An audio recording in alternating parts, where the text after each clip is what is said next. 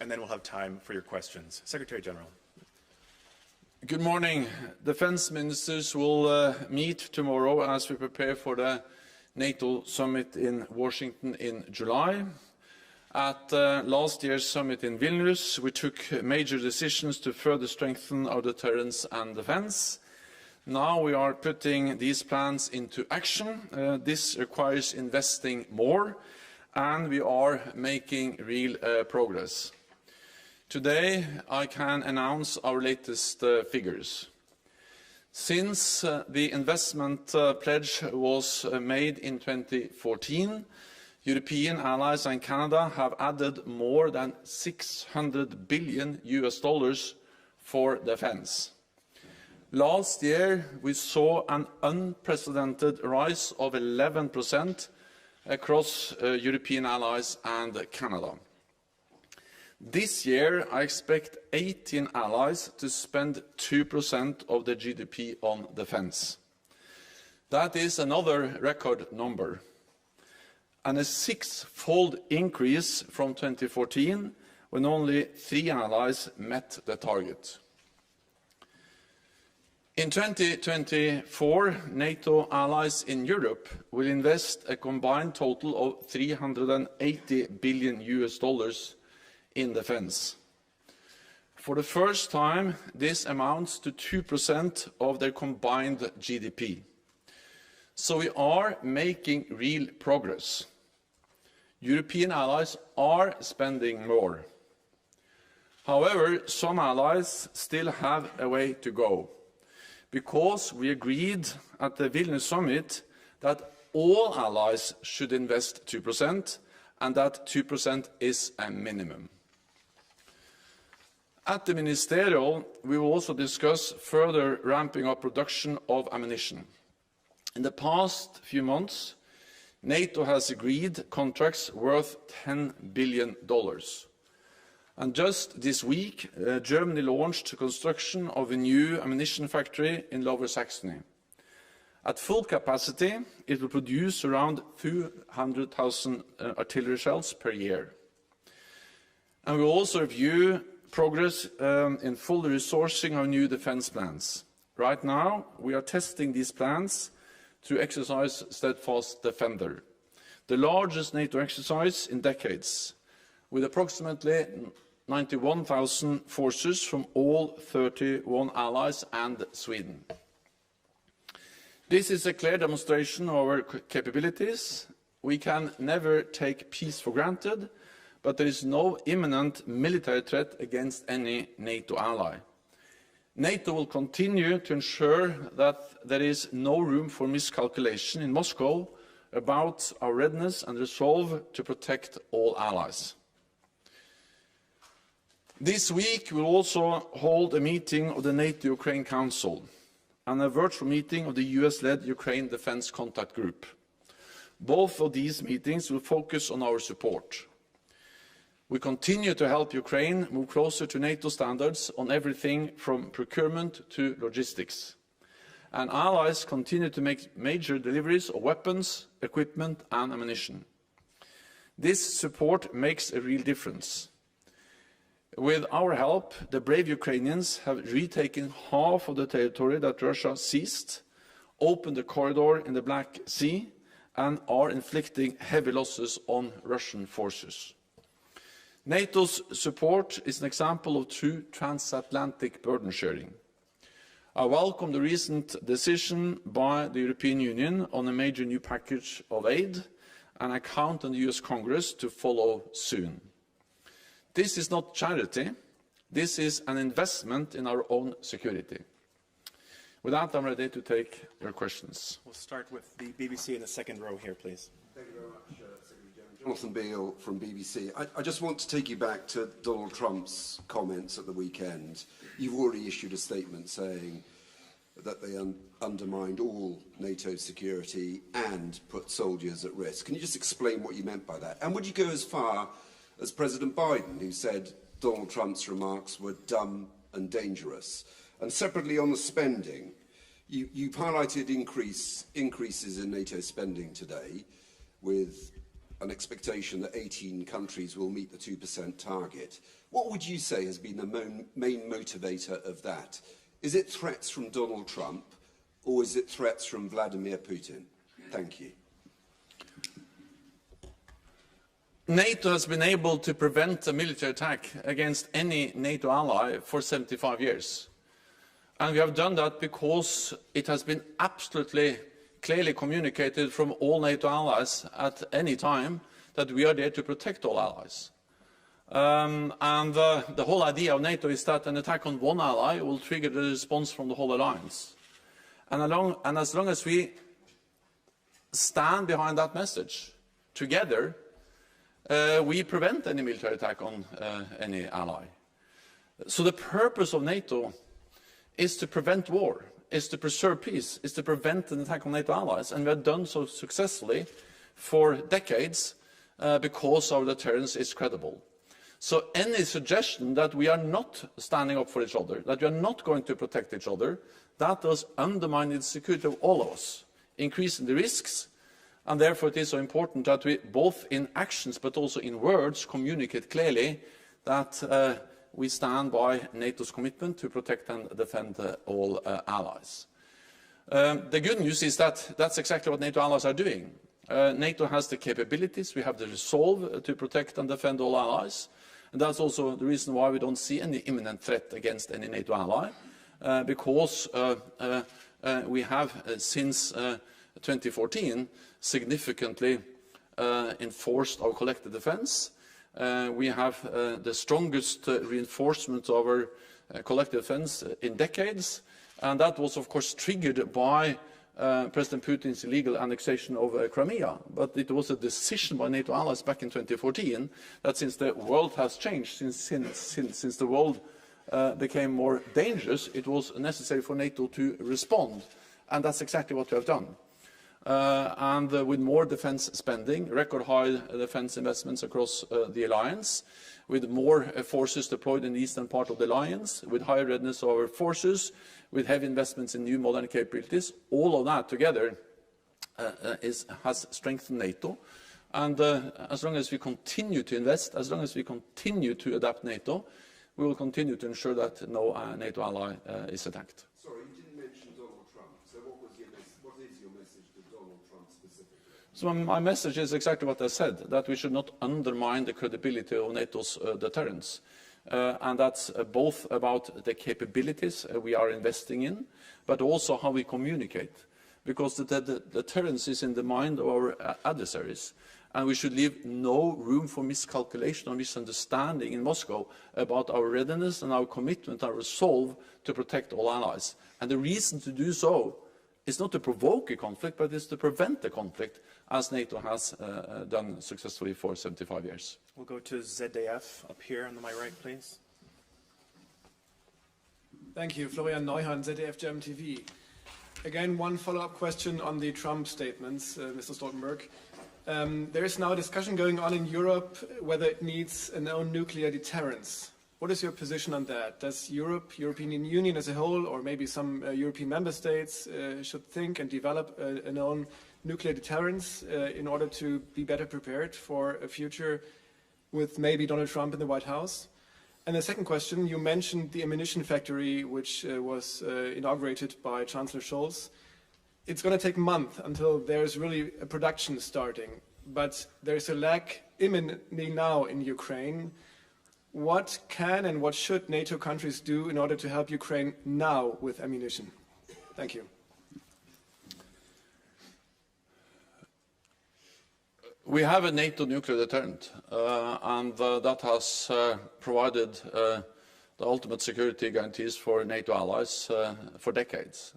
And this is the arrangements we have together in NATO, with agreed procedures for command and control, doctrines. We are exercising together. And of course, this is the combination of US nuclear weapons in Europe, but also all the NATO allies providing the planes, the infrastructure, the support to be able to ensure that this nuclear deterrent is functional, operational, safe and secure and reliable. This is a nuclear deterrent that works, and we should continue to ensure that it remains safe and reliable. Part of this is also, of course, that we have two other allies with nuclear weapons, the United Kingdom and France. And I think the issue is that this is the way we organize our nuclear deterrent in NATO, and we should do nothing to undermine the credibility of that either. Then on ammunitions, we need, of course, to do both, to do two things at the same time. We need to be able to deliver ammunition in the short term, meaning that we need to continue to dig into our own stocks. We need to see if there is possible to buy ammunition from outside NATO countries, and allies have done that.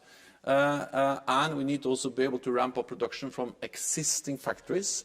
More shifts has been a way to actually increase production from existing production capacity. But in the longer term, we need to increase also the production capacity. And therefore, I welcome decisions not only by Germany, but also from other allies to invest more to ramp up production. And that's the way we will ensure that we're able to both continue to support Ukraine with a steady flow of ammunition, but also to replenish our own stocks, which have now been depleted, to enable us to support Ukraine. Go to Radio Free Europe in the fourth row over here, please. Denis Dermenji, Radio Free Europe, Moldovan Bureau. In previous years at the Madrid and Vilnius summit, the allies pledged to support Moldova, and lately we've been hearing more and more claims that Moldova is Putin's next target.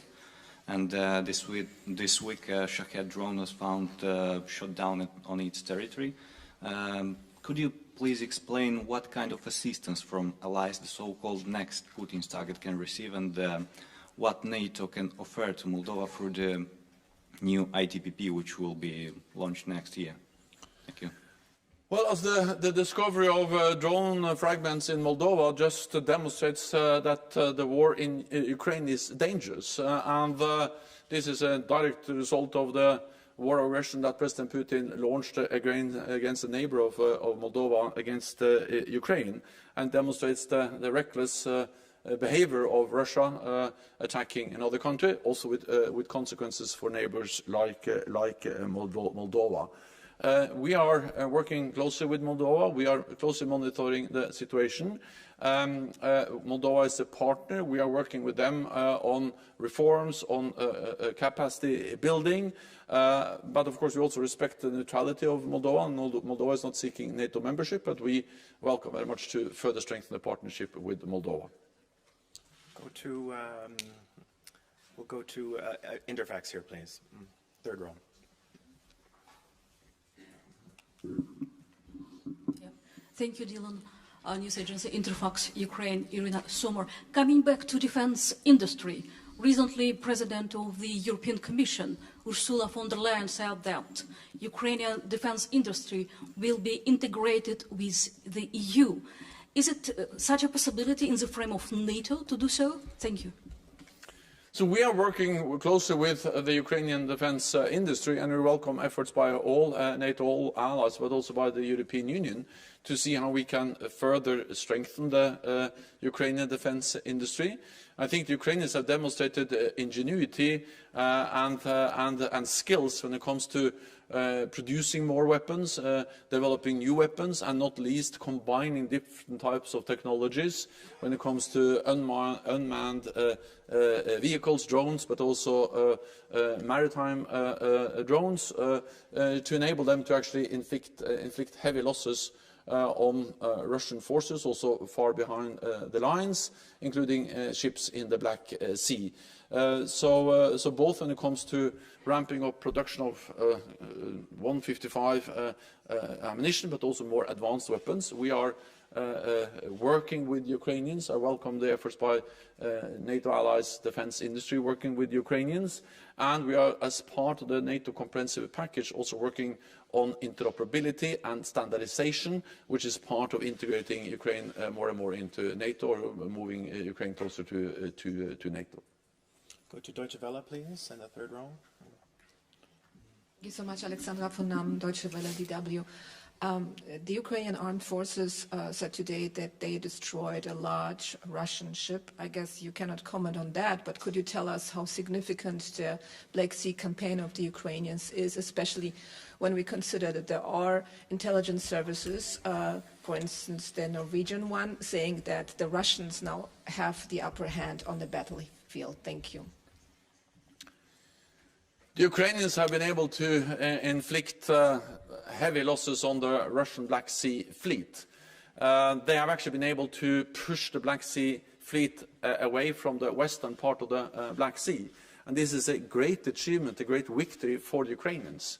The fact that they have been able to push away the Russian Black Sea fleet and open a corridor, so they now are able to export grain and other commodities to the world market.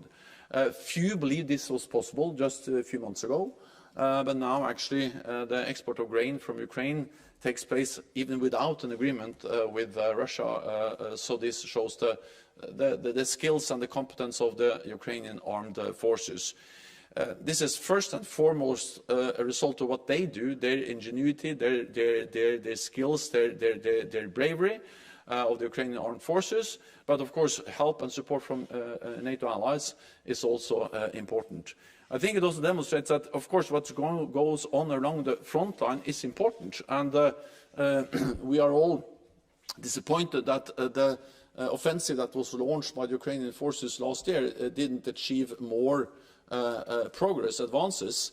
At the same time, we should not forget that even though the front line has not changed, the Ukrainians have been able to actually attack behind the Russian lines, both on land, destroying command and control, arms depots, and important also Russian capabilities, including aircraft, but also continue to destroy parts of the Russian Black Sea fleet, and this just shows the skills of the Ukrainian armed forces.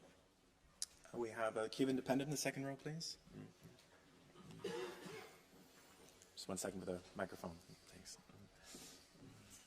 So we hear that there may be changes to the format of Ramstein, with NATO taking over military aid coordination for Ukraine. Can you tell us why and what this will look like? So first of all, I think that the Ukraine Defense Contact Group, or the Ramstein format, has been a great success. And it has mobilized support from NATO allies and partners. When it comes to military support, we have to remember that 99% of the military support to Ukraine comes from NATO allies, including Sweden, who will soon become a full member.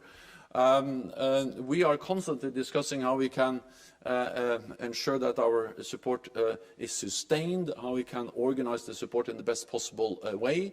We will have a meeting in the NATO-Ukraine contact group today, a virtual meeting. Defense ministers will meet tomorrow, NATO defense ministers.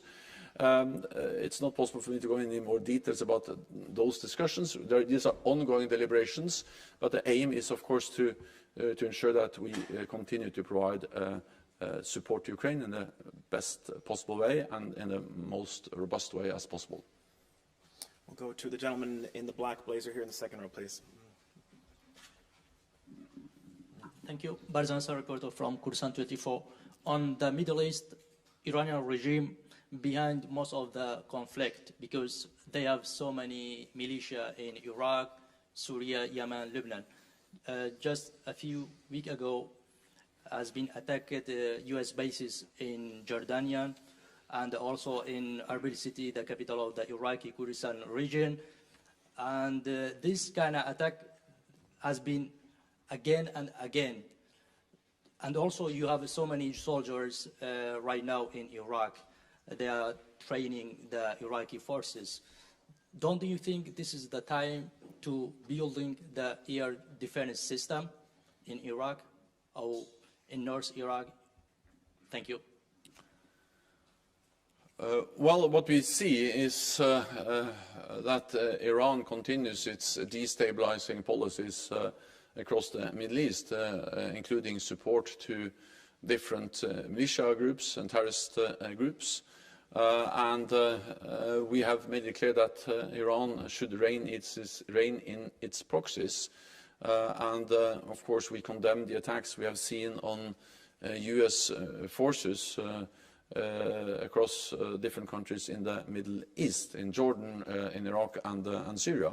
And you're right that NATO has a presence in Iraq with our mission there. We help the Iraqis to build capacity to ensure that ISIS does not return, and we work with Iraq on many different in many different areas, and of course anything that can help them also to defend against air strikes is important for Iraq and important for forces deployed in Iraq. We'll go to Bloomberg, back here, lady in the pink scarf, please. Natalia Drozdiak, thank you for the question. I just wanted to follow up on Ramstein and what NATO's role might be in Ramstein going forward. Are there any discussions within the alliance about what could be done to ensure that Ukraine, aid for Ukraine is insulated from allies' elections over the coming years? Thanks so much. So we are constantly, since the start of this war, we have discussed how to best organize our support. But the most important thing is actually not the framework we have around the support, but the most important thing is that NATO allies make the decisions to provide support, regardless of what kind of framework that support is provided through. So my main focus remains, when I meet NATO allies, to ensure that they continue to make the political decisions needed to provide weapons, ammunition, spare parts, maintenance, training, and also financial support. And through different frameworks, bilaterally, through the NATO Comprehensive Assistance Package, through the European Union, and through joint efforts, different allies together, they have provided unprecedented military, economic and humanitarian support. And I count on and expect that NATO allies will continue to do so. This is a truly example of transatlantic burden sharing, because if you put together economic support and military support, actually European allies and Canada are providing more support than the United States. The United States is of course vital when it comes to military support, and I count on the United States to continue its military support. But it is important to realize that this is actually European allies and Canada and the United States together. Canada provides training, provides also equipment and ammunition, and then European allies and the United States is doing the same in different formats. Time for just one or two more. We'll go to Face TV in row 4, please.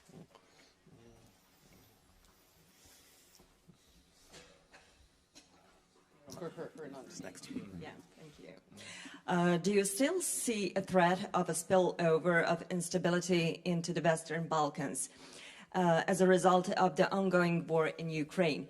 And what do you see as a concrete chances for a negotiated solution to that conflict? Thank you.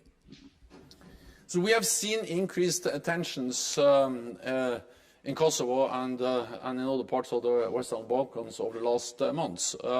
I visited the region just before Christmas.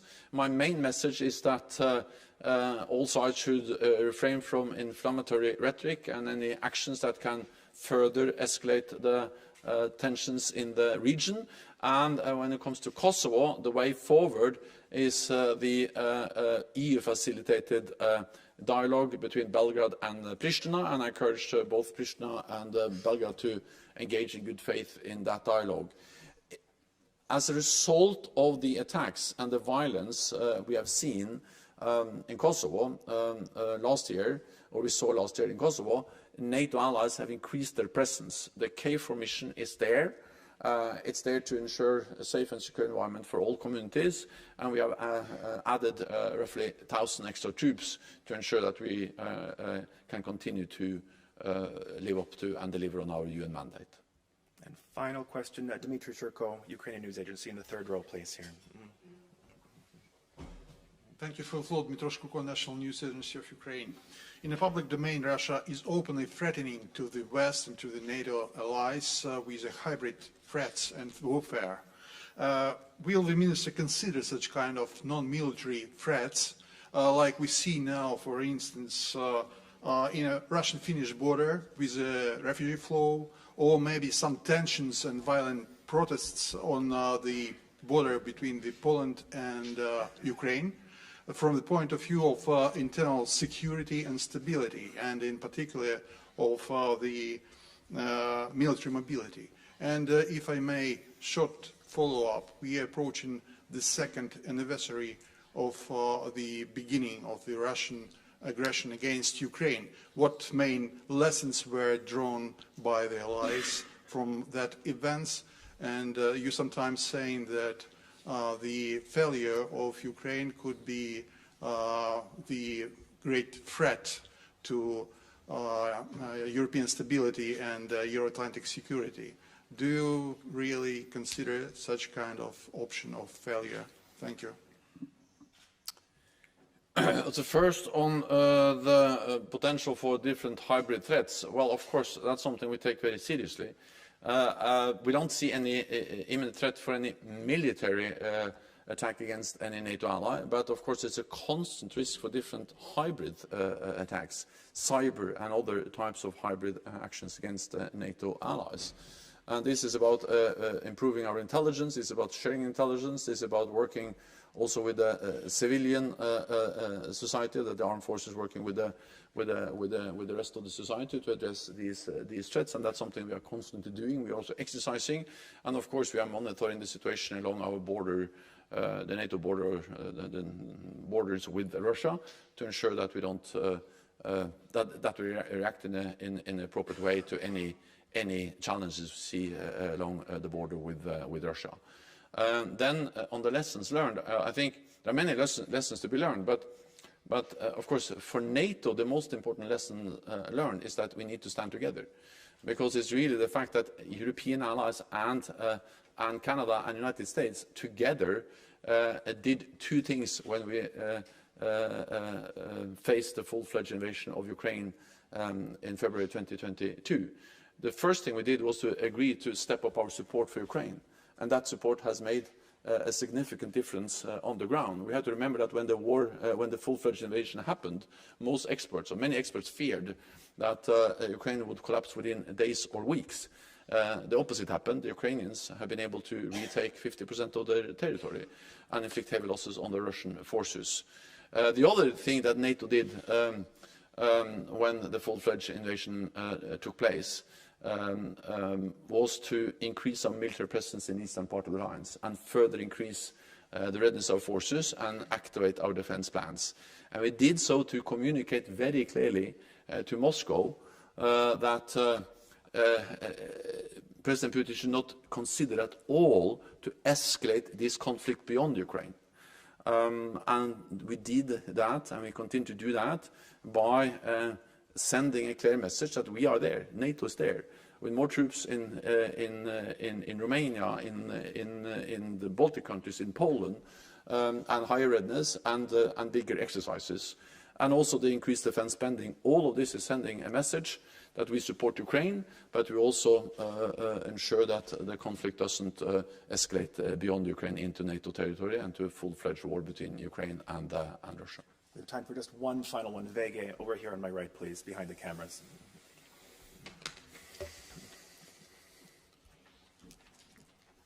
Thank you. Alf Jonsson from VG. During your visit to Washington in January, you said you had the chance to talk to Republican leaders in both chambers of the Congress and also Republican-leaned think tanks.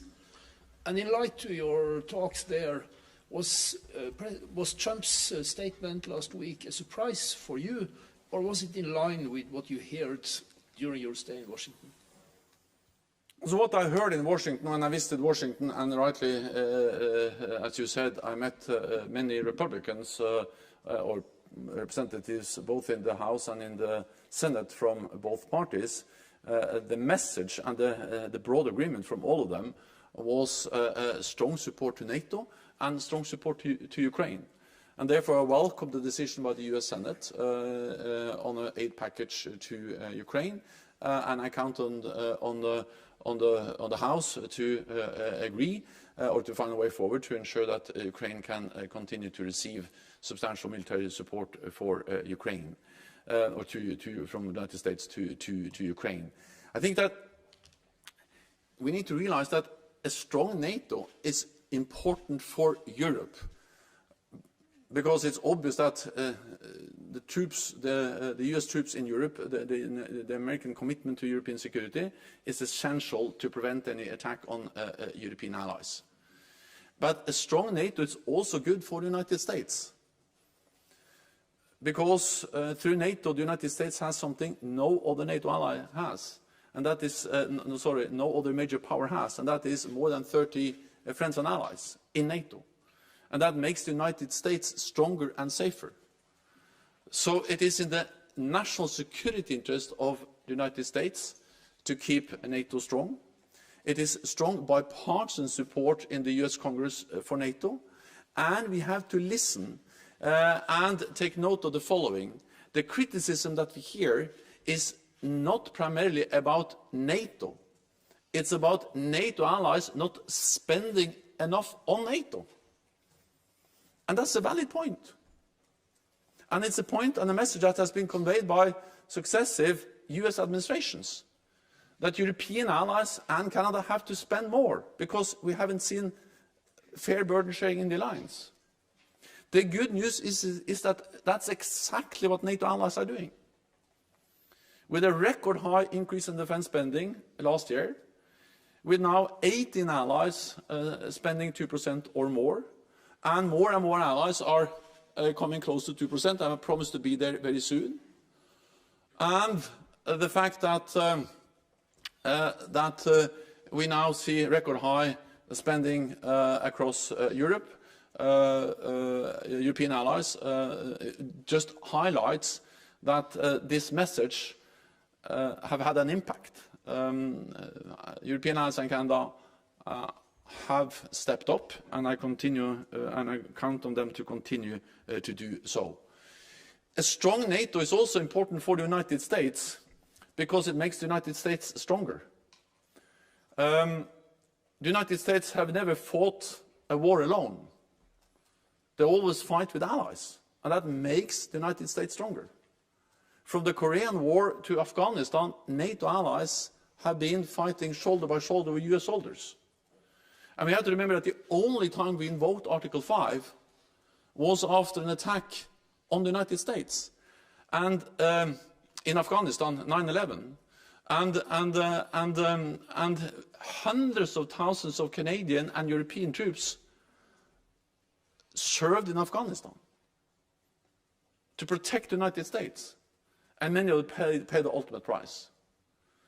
So that's the reason why there is strong support for NATO in the United States, because they, of course, understand the same as the Europeans understand, that we are stronger together. And, of course, the more concerned they are about China, the size of China, the more important it is to keep NATO strong, because the United States represents 25% of the world GDP. Together with NATO allies, we represent 50% of the world economy and 50% of the world's military might. So, as long as we stand together, protect each other, we are safe, we prevent an attack, and we ensure that we are standing up for our values through a strong transatlantic bond. That's all we have time for today, but we'll see you tomorrow for the ministerial. Thank you. Thank you.